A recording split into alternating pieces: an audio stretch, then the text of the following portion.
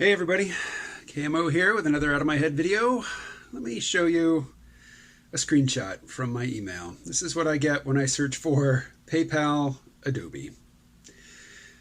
So every month I pay an amount that I, in my head, think of as $50, but as you can see it hasn't been $50 or less for a very long time, for the Adobe suite of software. I don't use all these programs. The ones that I use most often are Adobe Audition, which is their audio editing software, Adobe Photoshop. I don't think I need to explain to anybody what Adobe Photoshop is, and Adobe Premiere. Once in a blue moon, I will open Adobe Illustrator, but I never really got very comfortable with it, and I spent years using Photoshop, for things which could be much more easily and quickly and efficiently done in Illustrator, simply because I wasn't comfortable with the interface. So, what's the big deal? I mean, I make media every day. I use these programs all the time. Surely $50-something a month isn't so much to pay, particularly given that, I get a third of it back, basically, or I get to take a third of it, the value of it, off of my total tax bill. So, what's the big deal? Well, the big deal is I'm not rolling in money, and there are alternatives which are way, way cheaper and, for what I do, equally as effective. So why stick with Adobe? Because it's familiar. I already know how to use the software to do the thing that I need to do. Basically, I'm paying familiarity rent. I'm paying rent on software that's already on my computer and which I could easily get, a pirated version of, but I don't. I pay for the legit versions,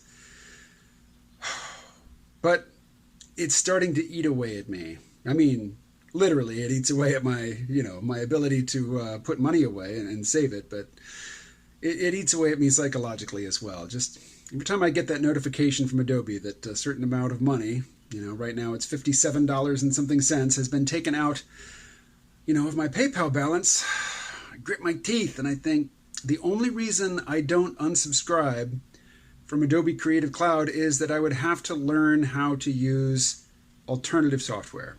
And that's my biggest downfall when it comes to creating media is, I will watch videos, I will see, I will read articles and about things that I could do with these amazing new pieces of software. But I know that unless I sit down and spend many, many hours consistently over days and weeks, that I'm never going to climb that, that learning curve hill and learn to use the software as well as the stuff I already use.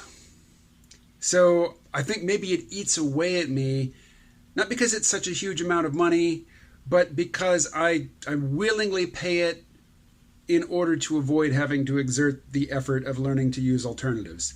And right now, the thing that's holding me back the most is Adobe Audition. Because I used Audacity. Audacity is an open source, free audio editing application.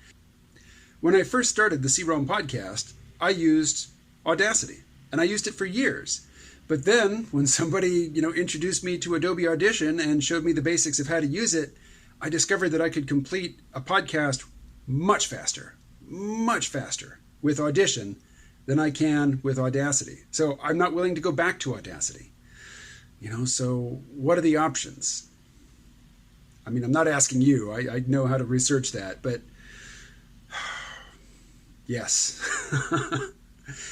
It is, you can probably see the self-disgust rising. Really, I'm willingly giving over money that I don't need to give over and that I can't really afford to give over in order to excuse myself from having to learn to do something new. And I realize that learning to do something new is a good thing to do, particularly as one ages. But I am not cutting the Adobe cord today. Maybe soon. What do you think? I will talk to you again tomorrow.